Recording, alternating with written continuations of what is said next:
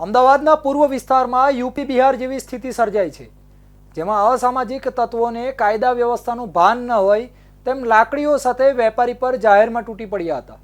જે લોકો તેમને છોડાવવા આવતા તેમને પણ માર મારવામાં આવતો હતો। વેપારીને માર મારીને આ શખ્સો બાઇક પર નાસી ગયા હતા। આ અંગે વટવા જીઆઈડીસી પોલીસ દ્વારા ફરિયાદ નોંધવાની તજવીજ હાથ ધરવામાં આવી છે। મારામારીની આ ઘટનાના સીસીટીવી ફૂટેજ પણ સામે આવ્યા છે।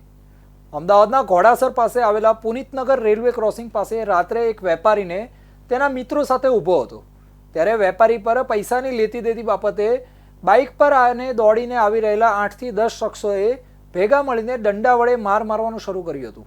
વેપારીને બચાવવા માટે મિત્રો વચ્ચે પડતા વેપારીના મિત્રોને પણ માર મારવામાં આવ્યો હતો। વેપારી નીચે પડી જતા તેને પગ અને માથામાં પણ લાકડીઓ વડે માર મારવામાં આવ્યો। આસપાસના લોકો પણ છોડાવવા પડ્યા હતા, પરંતુ તમામને આ શખ્સો દ્વારા માર મારવામાં આવતો હતો। હાલ તો વટવા જીઆઈડીસી પોલીસ દ્વારા આ મામલે તપાસ ચાલી રહી છે।